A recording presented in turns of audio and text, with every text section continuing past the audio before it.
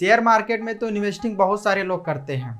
किसी को यूट्यूब से इंफॉर्मेशन मिल जाती है, उसके बेसिस पे कर देते हैं, या कोई फ्रेंड्स या रिलेटिव्स ने बता दिया तो उसके बेसिस पे अपना पैसा इन्वेस्ट कर देते हैं। या कोई फंडामेंटल एनालिसिस करके इन्वेस्टिंग करता है जो कि आपके पैसे को प्रॉफिट में बदलने में ज़्यादा हेल्प करता है। अगर आप फंडामेंटल एनालिसिस करके इन्वेस्टिंग करते हैं तो आपके पैसे लॉस नहीं होंगे, मिनिमम लॉस होगा।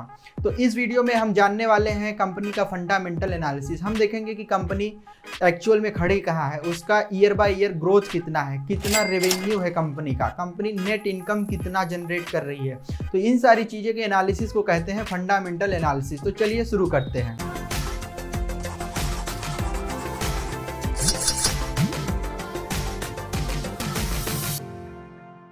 जब भी कोई स्टॉक मार्केट में इन्वेस्ट करता है या कोई ट्रेड लेता है तो हमेशा वो इंसान सोचता है कि हमारा पैसा जो है वो 2 टाइम्स 3 टाइम्स हो, कंपनी अच्छा परफॉर्म करे आने वाले कुछ सालों में, जिससे उस इंसान का पैसा बहुत ही अच्छा रिटर्न दे। तो ऐसा स्टॉक पिक करने के लिए फंडामेंटल एनालिसिस की ज़रूरत होती है। ऐसे ही अगर हम किसी कंपनी में पैसा लगा देते हैं तो श्योर नहीं है कि वो इंक्रीज़ होगा या डिक्रीज़ होगा, हमारा लॉस हो जाएगा या हमारा प्रॉफिट होगा। तो अच्छा स्टॉक पिक करने के लिए फंडामेंटल एनालिसिस की ज़रूरत होती है। तो चलिए फंडामेंटल एनालिसिस का स्टेप बाय स्टेप हम प्रोसेस आपको बताते हैं। सबसे पहला फैक्टर जो है वो ये है कि सबसे पहले आपको अपने इंटरेस्ट की कंपनी चुननी पड़ेगी, अपने इंटरेस्ट का फील्ड देखना पड़ेगा। जैसे क्या कि आप फाइनेंशियल सेक्टर में इन्वेस्ट करना चाहते हैं, IT सेक्टर में इन्वेस्ट करना चाहते हैं, या फार्मा सेक्टर में, एग्रीकल्चर सेक्टर में, किस सेक्टर में इन्वेस्ट करना चाहते हैं, आपके इंटरेस्ट के हिसाब से आपको अपनी कंपनी चुननी पड़ेगी। उसके बाद जो अगला फैक्टर आता है वो मार्केट कैप होता है। मार्केट कैप में 3 टाइप का होता है, स्मॉल कैप, मिड कैप और लार्ज कैप।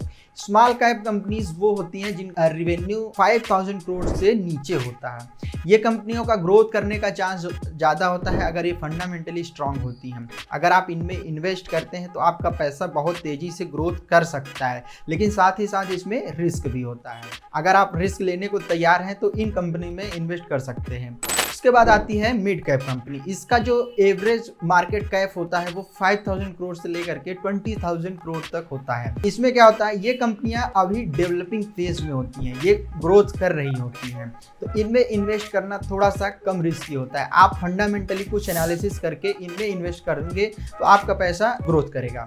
इसके बाद जो आता है वो लार्ज कैप कंपनी आती है। इसका मार्केट कैप जो होता है वो अराउंड 20,000 करोड़ के एबव ही होता है।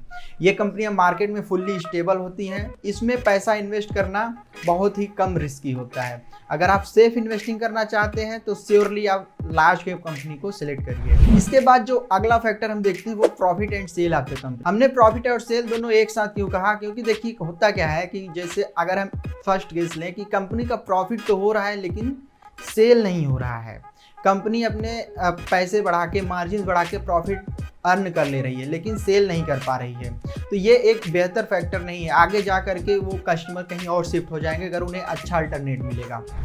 उसके बाद दूसरा केस क्या है कि सेल हो रही है कंपनी की प्लस, लेकिन उसके साथ प्रॉफिट नहीं हो पा रहा है। जैसे कंपनियां क्या कर रही हैं, अपने मार्जिन्स को डाउन किए जा रही हैं सेल बढ़ाने के लिए, लेकिन इसमें भी श्योरिटी नहीं है कि कल को वो कंपनी अपने मार्जिन्स को भी बढ़ा पाए या ना बढ़ा पाए, तो ये भी एक अच्छा फैक्टर नहीं है। सही फैक्टर क्या है कि प्रॉफिट प्लस सेल दोनों कंपनी का एक साथ होना चाहिए, तभी वो एक कंपनी एक अच्छी कंपनी मानी जाती है और वो फ्यूचर में ग्रोथ करती है। इसके बाद नेक्स्ट फैक्टर की बात करें तो वो होता है डेप्ट। डेप्ट यानी कर्ज कितना है कंपनी के ऊपर। कर्ज इन द सेंस जैसे कंपनी ने अपने इंफ्रास्ट्रक्चर बिल्ड करने के लिए, रॉ मटेरियल्स के लिए और कितना टैक्स पे करती है, ये सारा अमाउंट मिला करके डेप्ट होता है कंपनी। तो डेप्ट हमेशा जो होता है वो मिनिमम होना चाहिए और कंपनी का ग्रोथ इस हिसाब से हो, आने वाले कुछ सालों में अपने डेप्ट को कवर कर ले। इसके बाद बात आती है एसेट्स की। एसेट क्या होता है, कंपनी का जो इंफ्रास्ट्रक्चर होता है, उसके पास जो रॉ मटेरियल अपने पास होते हैं, उसका मैन पावर जो होता है, वो सारी चीज़ें मिला के एसेट होता है। और जो डेप्ट होता है वो हमेशा एसेट का हाफ या उससे कम ही होना चाहिए, तभी वो एक बेहतर फैक्टर माना जाता है। कैश फ्लो भी हमेशा पॉजिटिव होना चाहिए कंपनी का और नेट इनकम भी पॉजिटिव होना चाहिए। इसके बाद अगला फैक्टर देखते हैं कस्टमर सेटिस्फेक्शन। ये आप कैसे देख सकते हैं कि कस्टमर सेटिस्फेक्शन लेवल क्या है, तो आप उन प्रोडक्ट्स को सिलेक्ट करिए जिसके आप खुद कस्टमर हैं। आप जिस प्रोडक्ट को जानते हैं उन कंपनियों का स्टॉक पिक करिए, क्योंकि आप अगर उस प्रोडक्ट को यूज़ कर रहे हैं तो आपको पता होगा कि आप उस प्रोडक्ट से कितने सेटिस्फाइड हैं। तो आप उनके ही स्टॉक पिक करिए, वो आपको अच्छा रिटर्न्स देंगे।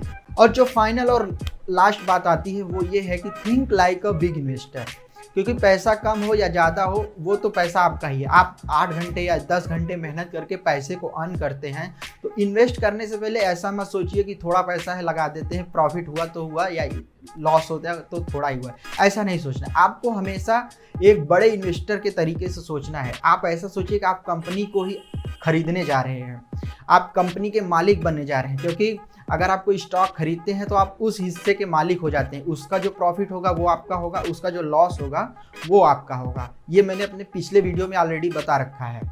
तो आप ऐसा सोचिए कि आप कंपनी को खरीदने जा रहे हैं, तो सोचिए आप कितनी सारी एनालिसिस करेंगे, कितना सारा देखेंगे, कंपनी फ्रॉड तो नहीं है, और जो मैंने अभी सारे फंडामेंटल एनालिसिस के स्टेप बताए, तो ये सारी चीज़ें आप देख करके तभी कंपनी में इन्वेस्ट करिए।